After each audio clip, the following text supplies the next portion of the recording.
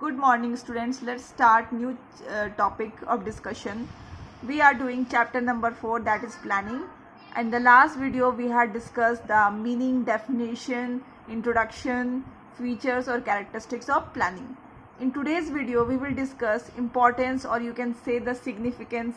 It has the same meaning or importance or significance of planning. First point is planning provides direction.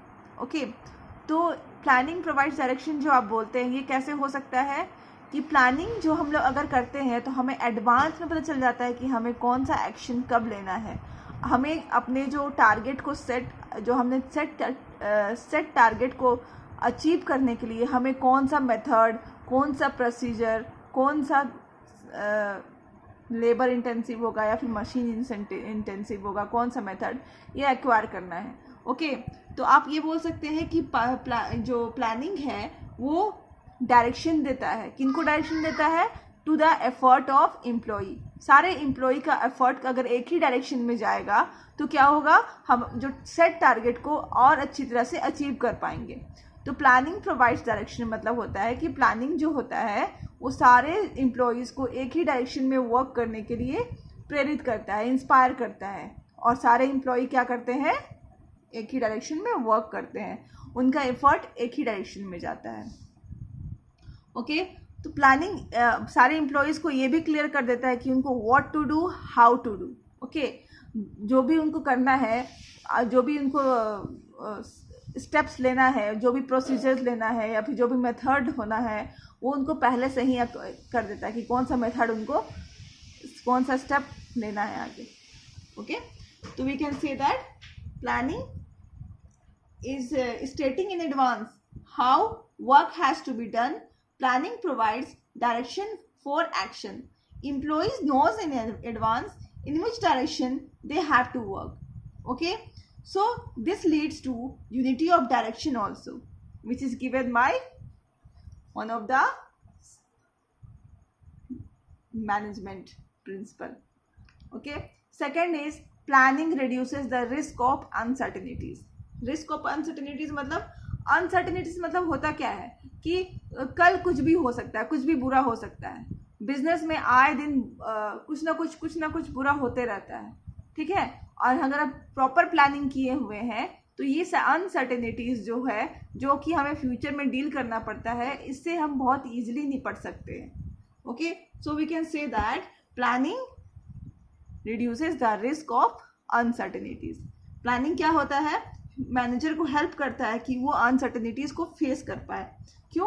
क्योंकि planning जो हम लोग करते हैं वो बहुत सारे अजम्पशंस पे करते हैं, फ्यूचर को ध्यान में रख के करते हैं, पास्ट एक्सपीरियंस को ध्यान में रख के करते हैं, और बहुत सारे बिजनेस इन्वायरमेंट को स्कैन करने के बाद हम लोग प्लानिंग करते हैं. तो हम लोग इतनी सारी चीज़ों को ध्यान में रख के करते हैं. इसीलिए हमें क्या करता है, प्लानिंग अगर हम प्रॉपर प्लानिंग करें तो फ्यूचर या फिर रिस्क ऑफ अनसर्टेनिटीज से हम लोग बच नहीं सकते, बट उसको रिड्यूस कर सकते हैं. Okay, third is planning reduces overlapping and wasteful activities. Overlapping मतलब सपोज आप एक नोट्स बना रहे हो, कॉपी में कुछ गलती हो गया तो फिर से आपको दोबारा नोट्स बनाना है, मतलब एक ही काम को आप 2 बार कर रहे हो. ठीक है, तो प्लानिंग जो है एक ही काम को 2 बार करने वाला जो सिचुएशन आता है, इससे हमें बचा लेता है. और वेस्टफुल एक्टिविटीज़, ओके, अगर हम एक ही काम को 2 बार करेंगे तो हमारा time, resources, energy, human resources सारा कुछ वेस्ट हो जाएगा. तो प्लानिंग क्या करता है? रिड्यूस कर देता है. ओके, जिससे हमारा ओवरलैपिंग एंड वेस्टफुल एक्टिविटीज़ पूरा का पूरा रिड्यूस हो जाता है. Fourth is planning promotes innovative ideas. आपको पता है कि प्लानिंग क्या है? पूरा का पूरा मेंटल प्रोसेस है. ओके, तो जो भी इंसान प्लान करता है वो टॉप लेवल मैनेजमेंट होता है. वो आपको पता है कि जो भी टॉप लेवल मैनेजमेंट होते हैं वो बहुत ही इंटेलिजेंट होते हैं. ठीक है, प्लानिंग करना मतलब आप ऐसे नहीं प्लानिंग कर लेते हैं, आप बहुत सारे अजम्पशंस पे ध्यान देते हैं, फ्यूचर पे ध्यान देते हैं, फिर पास्ट एक्सपीरियंस पे ध्यान देते हैं, बिजनेस इन्वायरमेंट को स्कैन करते हैं, तब जा कर के आप एक प्लान तैयार करते हैं. ओके, तो इसमें लॉट ऑफ इंटेलेक्चुअल मतलब आपका लॉट ऑफ इंटेलिजेंस यूज होता है प्लान करने में. ठीक है, तो इसमें हम लोग क्या चांसेस रहता है कि बहुत बेटर आइडियाज़, फिर बेटर मेथड, प्रोसीजर, ठीक है, निकल करके बाहर आता है कोई एक, तो जिससे हम लोग क्या कर सकते हैं, अपना जो जॉब को और परफेक्टली परफॉर्म कर सकते हैं। ओके, तो इसीलिए कहा गया है प्लानिंग प्रमोट्स इनोवेटिव आइडियाज। जो भी प्लान करते हैं उनके दिमाग में बहुत ही इनोवेटिव आइडियाज आती है प्लान करने के बाद, क्योंकि वो बहुत ज़्यादा सोचते हैं प्लान करने से पहले, बहुत सारी चीज़ों को ध्यान में रखते हैं, तब जा कर के एक प्रोसीजर को ओके करते हैं, एक प्लान बनाते हैं। 5th point is planning facilitates decision making. Obviously आप अगर प्लान कर रहे हैं तो आप सब कुछ पहले से डिसाइड कर रहे हैं कि ये होना चाहिए, ये इस टाइम तक हो जाना चाहिए, ठीक है। तो आपका अगर, तो उस सिचुएशन को देख करके वो जो प्री डिटरमाइंड आपने बना लिया पॉलिसीज, उसको क्या कर सकते हैं आप, उससे आप डिसीजन मेकिंग ले सकते हैं, डिसाइड कर सकते हैं। Okay, then the 6th point is planning facilitates,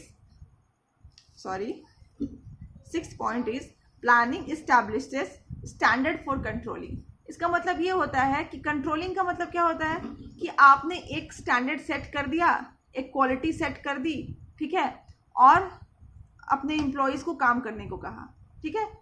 फिर आपके एम्प्लॉयज़ ने भी काम किया, अब आप क्या करोगे, आपने एक स्टैंडर्ड सेट किया है और आपके एम्प्लॉय ने काम किया है, इन दोनों को आपस में कंपेयर करोगे। ओके, कंपेयर करोगे, और अगर कोई डेविएशन होता है, नेगेटिव डेविएशंस, तो आप क्या कर सकते हो, उसको टैकल कर सकते हो, उसको वहाँ से बाहर ला सकते हो। सपोज आपने एक एम्प्लॉय को कहा कि 2 महीने में, 2 मंथ्स में 1000 यूनिट का प्रोडक्शन होना चाहिए। ओके, एम्प्लॉय ने क्या किया, 2 मंथ्स में सपोज 500 यूनिट्स और सपोज 900 यूनिट्स ही प्रोड्यूस किया, 1000 नहीं कर पाया। तो आप कंपेयर कर सकते हो कि आपने क्या टारगेट सेट किया था और आपका रिजल्ट, एक्चुअल रिजल्ट क्या है। Set target and actual result के बीच में आप क्या कर सकते हो, कंपेयर कर सकते हो। ओके, और कंपेयर करने के बाद क्यों ऐसा डेविएशन हुआ, इसका रीज़न भी फाइंड आउट कर सकते हो, और जो भी डेविएशंस हुआ उसमें से आप बाहर निकालने के लिए बहुत सारे मेजर्स तैयार कर सकते हो, ताकि बहुत सारे मेजर्स ले सकते हो, ठीक है, और अपने ये जो हुआ है एक बार जो प्रोडक्शन कम हुई है, ये दोबारा ना हो, इसके चांसेस आप रिड्यूस कर सकते हो। इसीलिए कहा गया है planning establishes standard for controlling.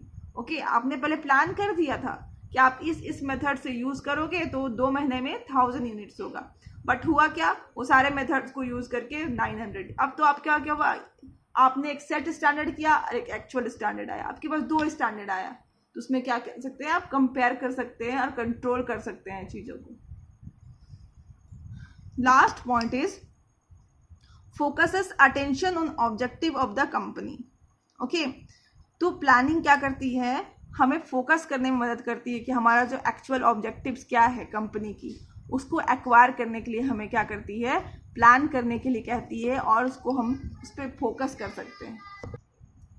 We can say that planning function begins with the setting of objectives, policies, procedures, methods and rules which are made in the planning to achieve these objectives।